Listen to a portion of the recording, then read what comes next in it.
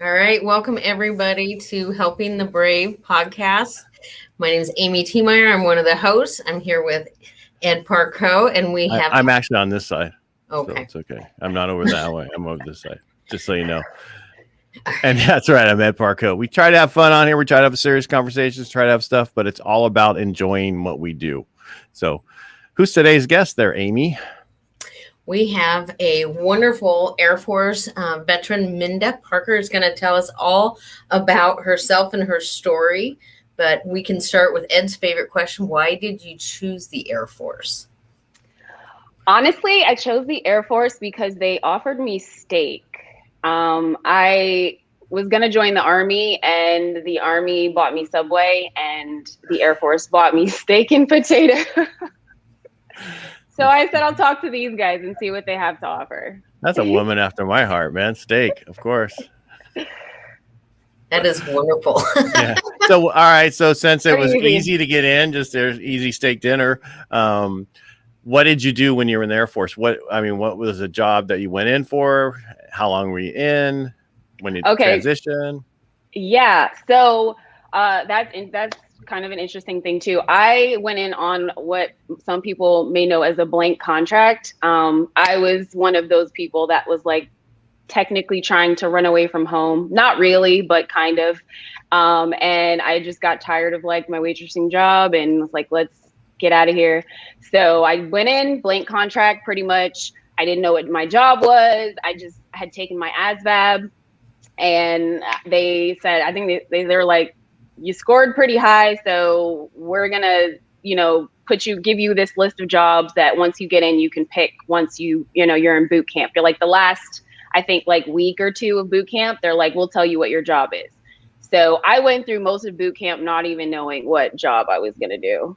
And then I found out that they gave me the options of air traffic controller, which was my first pick, but I didn't get it. And then there was like a couple of other ones, but one of them down the line was in contracts, which I knew a little bit about, but not that much. But it's basically the people that purchase things for the military. So I don't know. I know different branches call it different things, but you're pretty much buying things for the bases, equipment for the bases, just all kinds of stuff. So you get to the TVs, the, flight line equipment, like anything that the people on the base need, office equipment.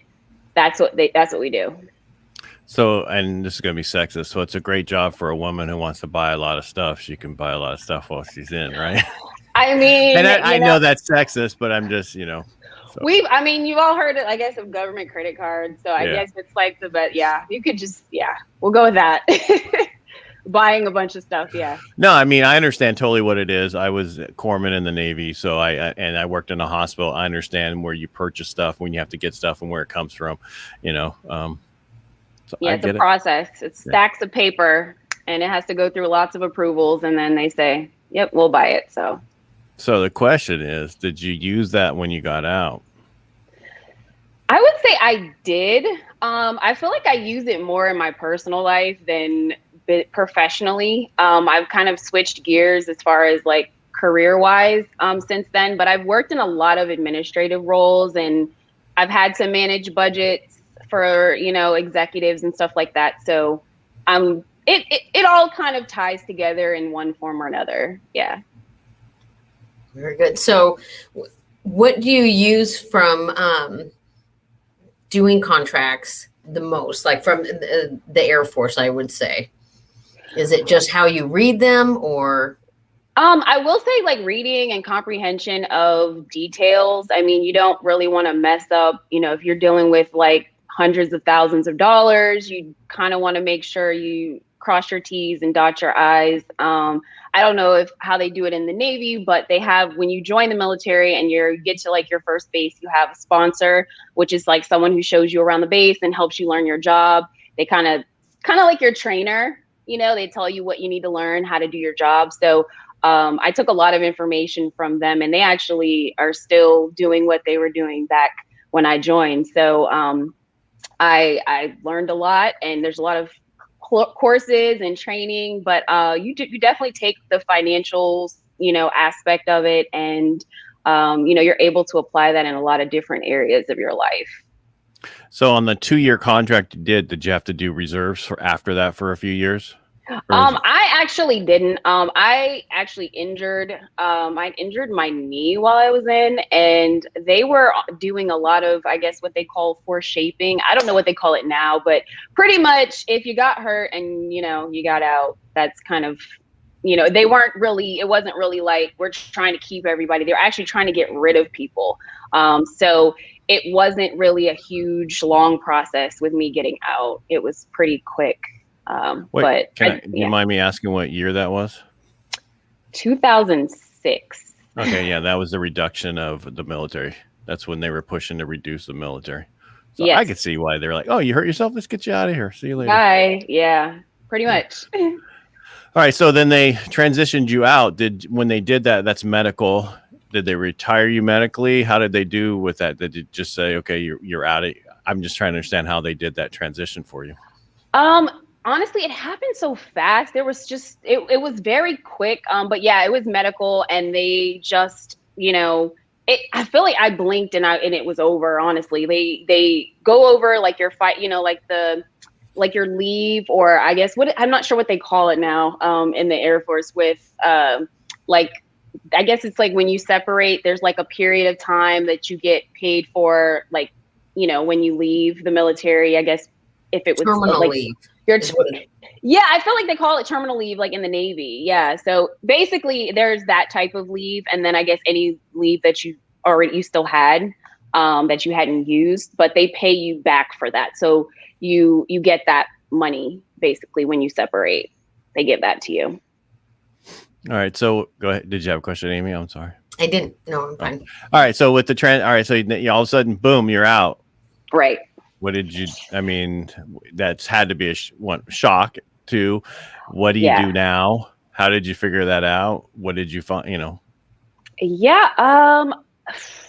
I feel like I had already kind of been in the working world prior to. I feel like a lot of my friends got out of school, like, high school, went straight to college. I was that kind of straggler. So I kind of worked after high school and then joined the military and then got out, and I was kind of still in that transition period. So I worked a little bit, I think the first area that I went into was, I was like, let me get a government contract job. Like, let me go ahead and, because my security clearance was still good and still active. So a lot of people are like, you still have an active clearance, get on a base, use it. And that's where I started. I started off like doing, I was actually doing like security for one of the bases. And then it switched over into more of like an admin type of role. And that's kind of where I stayed since then. Very good.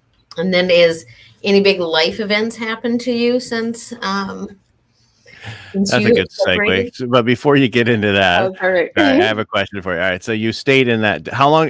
Did you stay in that forever till this life event happened, or you got out of that because of the life event that we're going to talk about? You mean, did I stay in? How long did you stay in the? Because you did government contract, Oh yeah. Well, I was actually still working as a government contractor up until it was, I think 10, 11 years. It was a long time. I worked as different locations, but I worked as a government contractor, like the military hospitals, just like different, like the Navy bases. I've been doing that for a decade. So I was actually not working as a contractor when my major life event happened. And then after it happened, I went back to a base and ended up working, doing some more government work as well. So, and then kind of transitioned out of that. So I've kind of I've been in it for a long time, got out, and then life events, and then got back in, and then switched careers. So I've kind of done a little bit of everything. But you're still working as a government person, right? I'm actually working in the medical field now. Oh, wow. Okay. Yeah, I work for a hospital. It's kind of a part of the major life changes. All right, well, let's talk about that since we brought it up. We're there now. All right, so what happened to you? So you're working. Just tell the story. I'll stay out of it. Okay, so I was working for an insurance company, and then it was like a normal. I think it was like a Valentine's weekend in February of 2020, and I woke up one day and everything was normal, and then it wasn't. I had a brain AVM. Is this okay, or is that too much pressure on you? We never ask, but I want to make sure it's okay. If not, we'll put you back to the 3. Yeah, why ask? It's all absolutely okay. Yeah, so I had a brain AVM rupture. It's like basically I had a brain aneurysm, a brain AVM rupture, and a stroke.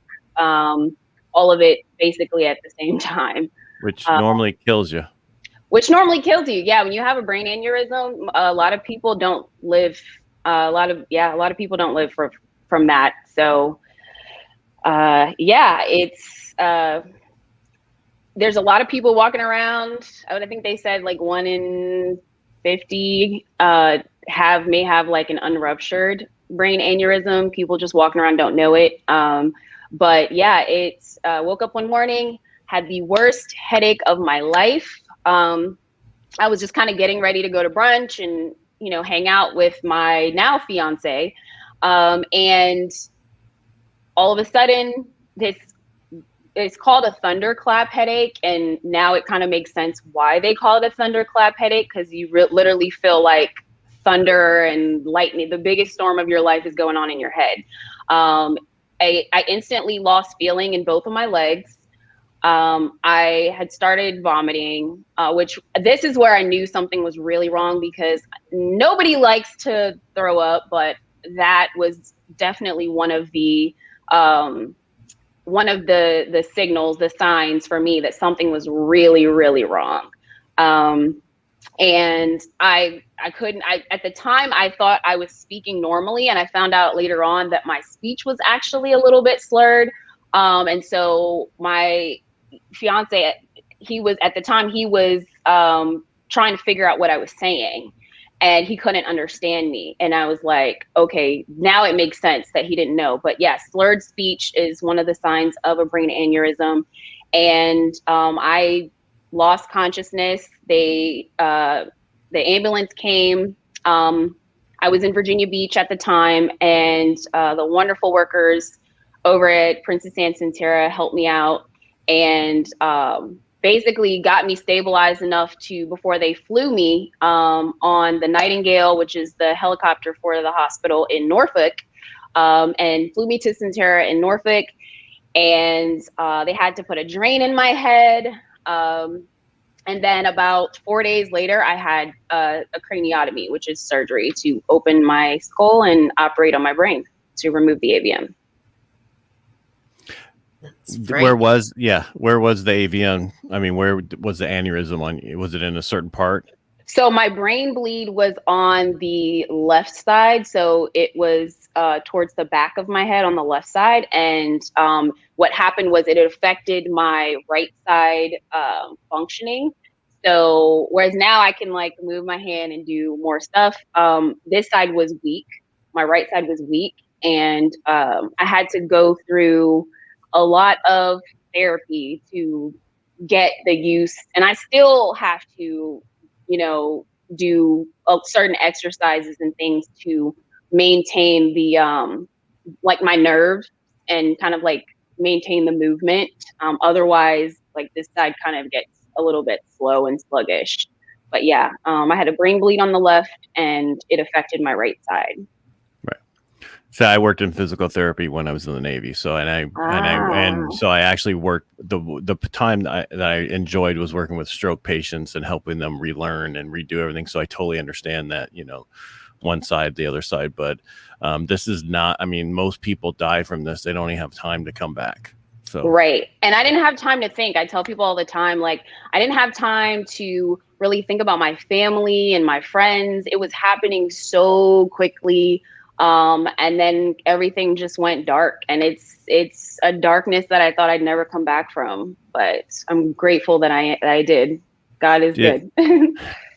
All right, was there anything that was done to help you to come back from this? I mean, was it your fiance got you to the hospital right away? I mean, what was the thing that was the one thing that most people don't have? Because you follow what I'm asking? What helped? Absolutely. The quickness of the phone call to calling 911 right away, and then getting me the medical attention. I know a lot of people that do. I've heard stories where people have passed away. They didn't get the attention right away, or the problem is a lot of people aren't taking this seriously. When someone says they have a headache and it's not a normal headache, they need to get scanned. They need to get seen right away, even if you think it's nothing. I mean, I say treat it like you would treat chest pain and heart attacks, because you just never know. And the fact that it's much more common that these unruptured AVMs and these aneurysms are there, that it's, they're killing people.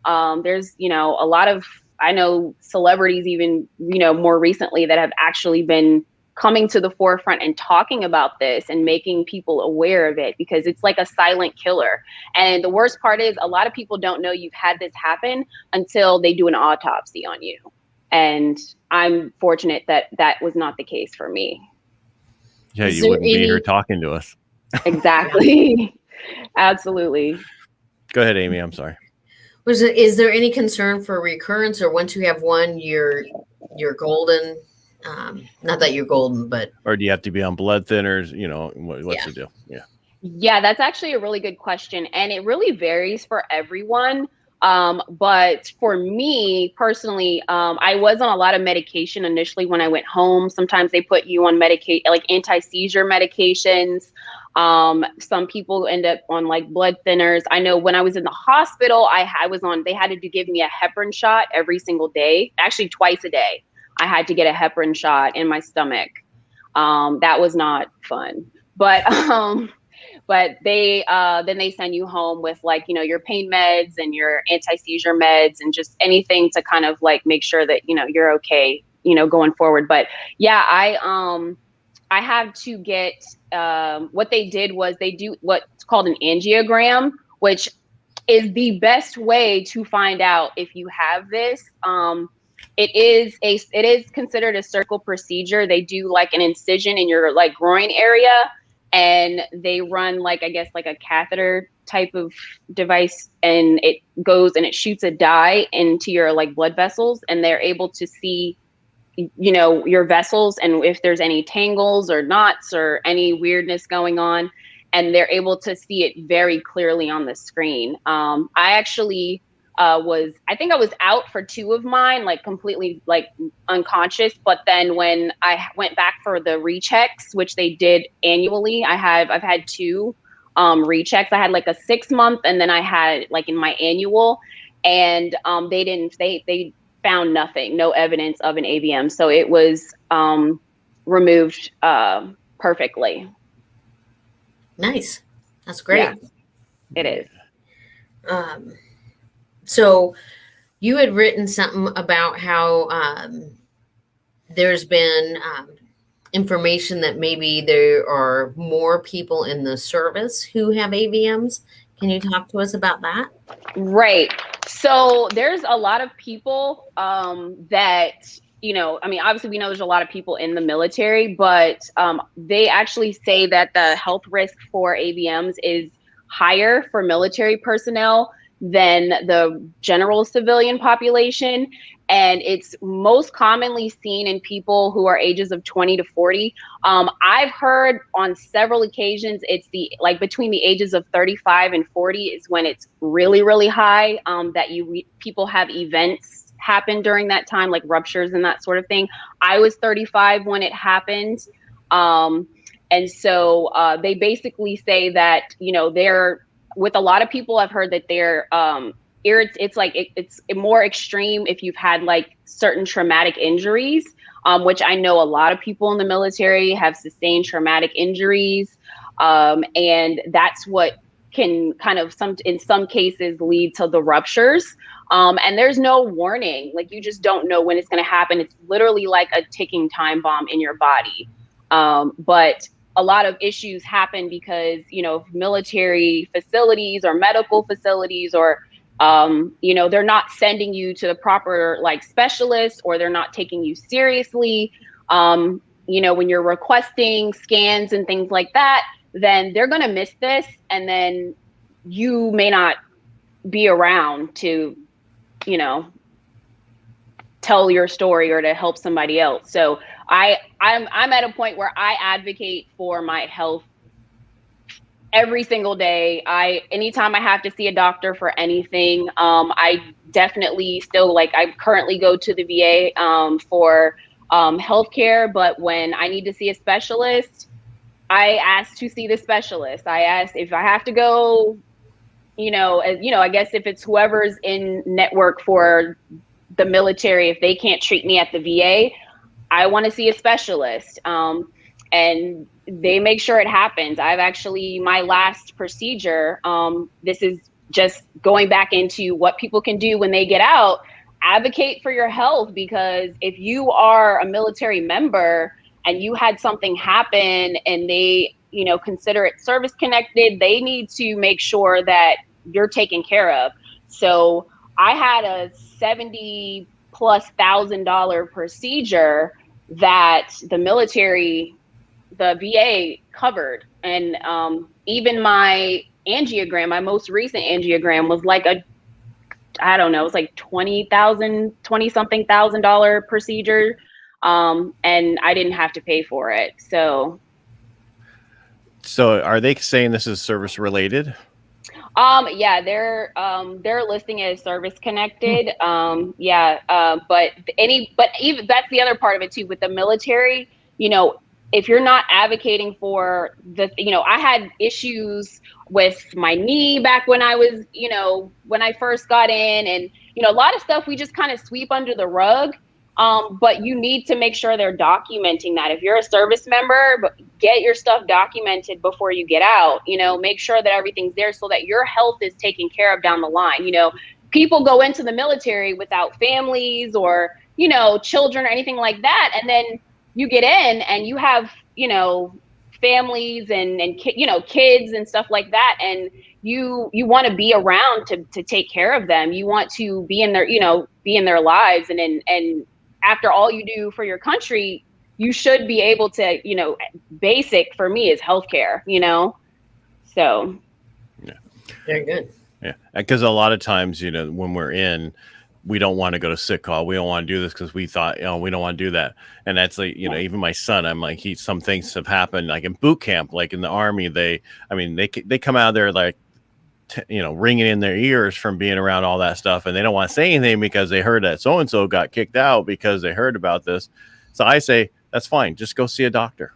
Exactly. No, it doesn't have to be a military doctor. It could be any doctor. Just get it documented. Yeah. And that's the other thing too. Even if it isn't a military doctor, sometimes that works in your favor. And what I'm learning about, with a lot of, just from now, I work in a hospital. So learning about, how medical records are a lot more easily accessible for patients. You have access, you have the, the my charts and the different, things that you can have access to pretty quickly. After you've been given a diagnosis and medications, you can print that out. You can send that, get that added to your military records, or, for them to have, on file for the VA, or anything that you need to make sure it crosses over. But it's a lot of that stuff now is electronic. So you don't even have to worry about the paper copies anymore. You can email or scan in, upload. And it's really helpful for a lot of service members. Yeah, I agree. I was just telling a girlfriend, I was at an event for the Wounded Warrior Transition Battalion out here. And I said, I know twice I lost consciousness in the Army and never even went to the sick hall. Didn't even think about it. They just waited for us me and this other person to regain consciousness. You good? Well, yeah. Unless it's alcohol related. It was not alcohol related. All right. So we had a couple comments. They're not coming through StreamYard. We need to put on the bottom of our stuff that you need. If you're going to make a comment on Facebook, StreamYard needs you to say okay. So you have to click that little button like Steve does. Sorry, Yeah. it's not you. All right. So I'm going to bring them through this way. I made banners. She said it was very inspirational story. Oh, Okay. thank you. And then someone actually had a question. Is this relation to at all to high blood pressure? I honestly don't want to say that it is or it isn't, because that's actually a good question for a doctor. Right. But I will say that when there is a correlation when you're talking about aneurysms and AVMs and blood pressure. Is the blood pressure gets too high, and that's what causes the rupture. So you could be doing, a lot of times these rupture during exercise. So I can't even imagine how many people over the years may possibly have been doing PT and this happened, and because you have higher blood pressure and it's going through your body, and people have, these ruptures, because it could be, you just never really know the why all the time, but you definitely know that something is wrong when this happens. So I definitely say, if you have any idea about potential high blood pressure, get yourself checked out. Just speak to your doctors and see what you can do. The scans for this are very non-invasive. The angiogram is a surgical procedure, but CTs and MRIs are not non-invasive. So I recommend people do that. And anyway, because a lot of people sustained injuries, whether they were wounded while in the military or otherwise, and you may not know. You might have gotten hit in the head and you don't even know that there's a potential issue. You just think, oh, I bumped my head, or oh, something happened, but there could be something much more going on if you don't get checked out, Right. I'll put it this way. I do a radio show. And we had a plumber on. He was talking about when the water pressure is too high in your house that it can blow out certain things, right? Exactly. Same thing. If your pressure is too high, you're going to blow out issues that you have throughout your body. I know from being lifting and people, bodybuilders, they're saying how high their blood pressure goes while they're bench pressing or squatting ridiculous amount of weight. All that stuff can happen. So you need to take care of that and get that stuff taken care of. Yeah. I'm glad you brought that up, because one of my friends actually in my AVM survivor community was a weightlifter, and like competitively, and it happened to him, and he had to completely relearn how to do everything in his life. He can't even do the stuff he used to do before. Moral of the story. So what do you, all right. So we take care of yourself. Yes. Take care of if you're overweight, lose a little bit of weight. I'm working on that myself. Because you just never know as you get, it's easy to gain weight, especially through COVID that we've been through. I mean, they call it COVID-19 for a reason, gain at least 19 pounds. Is that how you never heard that? That's my thing. Anyway. Oh my goodness. So so take care of yourself, go to the doctor. The biggest problem about most guys, I know I'm in the minority here right now. Most guys don't go to the doctor. Yeah. Luckily, my wife works for Kaiser. So it's like, I go to the doctor, there's no issue not to go to the doctor. So, but the other thing you talked about when you're in the military, document everything and go through your chart. And then as you get out, if other things pop up, go back to the VA and get it rechecked and get it up and all that kind of stuff so that it is seen, so you can get taken care of later on in life from the VA and do other stuff. It makes it so much easier if you have documentation, because even when you do go to the VA, they're able to look and see, okay, well, we already did this, or we already have this procedure, and they can continue to diagnose from there, Yeah. I agree. Great advice. Everyone should take it. All right. I'm going to go back to all three of us. Is that okay? I missed you guys. Yeah. So now you can see us all. Now you're actually in charge. So you got to take care of everything. Yeah. Awesome. There we go. All right. So I don't want to say great story, because I'm sorry that you went through that. But how does that, besides the fact of coming back and working through coming back, how has it changed your life, or what have you done with it to change and do certain things? Because a lot of times people go through traumatic things. They were doing something in life and now they're like, okay, I'm not going to do that anymore. I'm not going to waste any bit of my life. I'm doing this, I'm doing that. Goodbye, fiance, goodbye, so-and-so, whatever. I'm not saying that's your situation, but a lot of people will do that going, this is not my beautiful house. This is not my beautiful wife. That's the Talking Head song. You would know that, you're too young. But anyway, I'm just saying, how has that changed you going forward in life? Wow. Yeah. Everything has changed. I just look at, I'm just my gratitude. I'm so grateful to be alive. I've heard so many stories, and even people that I know that have children that suffered from this, that have passed away. So I know how blessed I am to still be here. And there's a reason, why I am still here. And a big part of what I do is to just really raise awareness of this issue.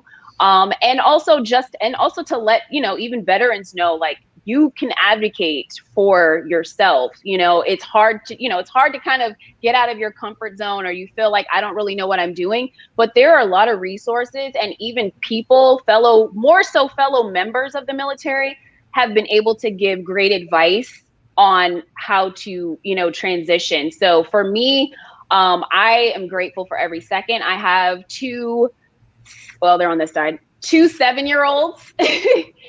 And that was the biggest thing for me, was the thought that I wasn't going to be here for them. It's like, I've been there since day one, and I don't know how they would be if I wasn't here. I don't know what their life would be like if I wasn't here to help them.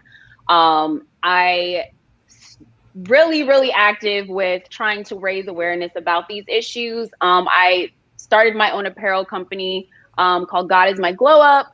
And at this point, all the proceeds are going back either to giving back to the AVM survivor community, or giving to the homeless.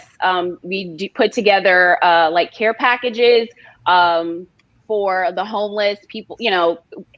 A lot of times we just think, money, just throw money at a problem and that's it. But a lot of these homeless people, they need basic essential items, toothpaste, toothbrushes, wipes, nail clippers.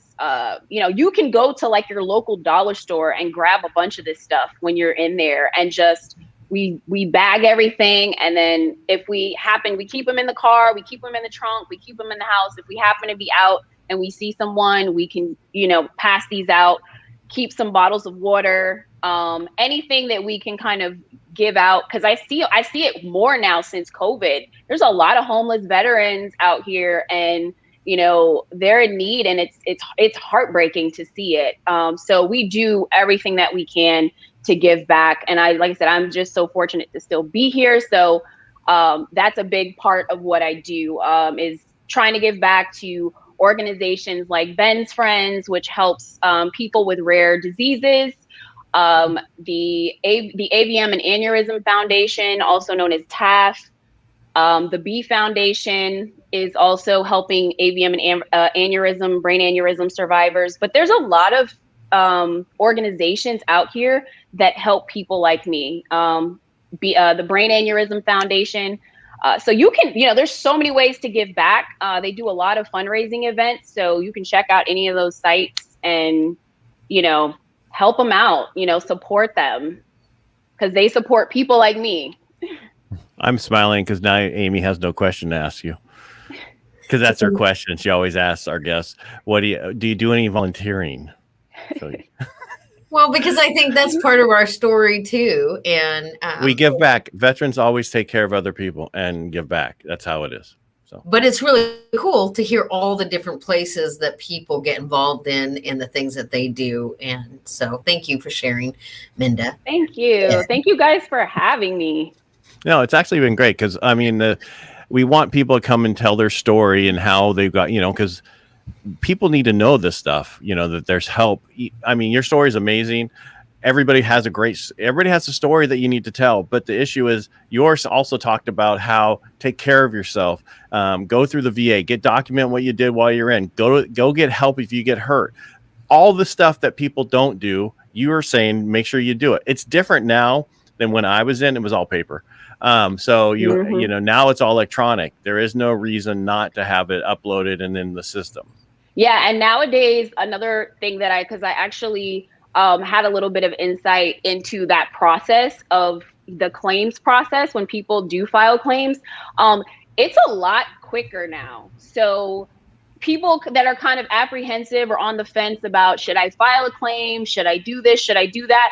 As long as you have all your paperwork and documentation, do it. Just go ahead and you can upload all your supporting documents, anything from your doctors, from the hospital, and it's quick. They have people working ferociously behind the scenes to get these done in an under 30-day window to at least get you a status as far as whether they're still working on it or whether they're making a decision, or, you know, so I say just do it. I do have another question. Where are you located? I am in Virginia right now. I'm in Chesapeake, Virginia. You said right now. Is that where you live, or you're just visiting? That's why I live in Chesapeake, Virginia, but I don't know. I'm considering, you know, moving to like Fiji or something. No, I'm kidding. Like maybe Canada. I don't know. Well, that's not going to help you. It's just as bad as here. Right. They do the same. You need someplace that, anyway. Most veterans think a certain way, and I'll just leave it at that. We won't need to get in politics, because I know a lot of people going, I'm moving to Cayman, so I'm moving other places. Yeah. I'm here. I am definitely in the United States of America. Right, there you go. Amy, anything else? I mean, because the other thing I was going to say, Amy's wheelhouse is volunteering like you would know nobody's business, giving out free stuff and getting all that. So you two should connect and see what else you guys could do together. Absolutely. Yes, I think that would be cool. Anything I can do to help. Absolutely. Thank you for that, Ed. You know, she's new at this. She'll get there. He's good for something, right, Amy? That's right. That really hurt, you know, Minda. Sorry. You're breaking up now. I can't hear you anymore. No. I'm just kidding. Minda, Ed is a very sensitive man. I'll bring tissues next time. Wow. There you go. Anything else you want to add there, Amy or Minda, before we go? No, I'm good. I'm not kicking you out. I just want to make sure we hit everything that we wanted to get across today. Yeah, I mean, get scanned. I will say I am back in school. I do want to put that out there because I've been working really, really hard lately. I'm going back to school. I'm getting my BS in health information management. And I'm actually working for the same hospital system that saved my life. So. Oh, right, because cool. I meant to ask you about that because you said you went into the hospital. So what are you doing in the hospital now? Purchasing? Well, no, but I have input on what gets purchased a little bit, not a little teeny bit. But no, I'm working as admin right now, just because I am in school and I'm full-time mom and I'm doing a little bit of everything. So, but the hospital I work for is amazing, and the people there are so great, and we have some wonderful patients, and I'm enjoying it. I feel like it's definitely this event has given me so much purpose, and I'm grateful every day that I wake up. And even seeing, with COVID, I don't know, can you say that on these channels now? I feel like when you say COVID-19 that they pop up with all these warnings, but yeah, just seeing. We'll let you know if you did that to us. Just seeing all this stuff going on, and when you're working in a hospital, you see these patients, you see people come in. So it's one of those things where you just want to care for people. You want to let them know that you're there for them. And I'm just grateful to still be here to do that. Oh, and we're grateful that you are still here and what you're doing. Thank you. Yep. Thank you, guys. And thank you for being on the show today. I really appreciate it. Telling your story. I appreciate you guys. Thanks for having me. Amy? Well, if you're watching us on YouTube, please. That's not what I was saying. I was asking if you had another question. I'm sorry. I was just looking at you. I have another question. My wife keeps texting me. Are we going to dinner? When are we going to dinner? You should feed her. Ed, feed her. I will feed her. Actually, I'll order her a steak tonight. There you go. And potato. Good Yeah. with the potato. Yeah, I don't know what she's going to have, but probably tri-tip or something like that. Who knows? It's California. We don't do, Oh, you're in California. Yeah, that's my old home. Modesto.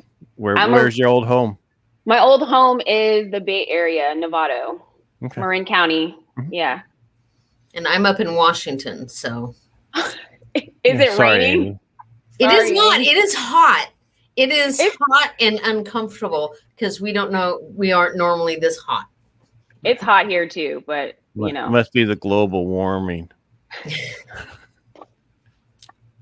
Anywho. Yeah, let's move on. All right. Thank you, both of you, for being here today. I really appreciate it. Thanks, Ed. Thanks, Amy. Take us out. Oh, okay. Well, everybody have a great day. Or don't. Or don't, but I'm talking about taking us out if you don't want to go. Day. Yeah. And here again, hit subscribe if you're on YouTube.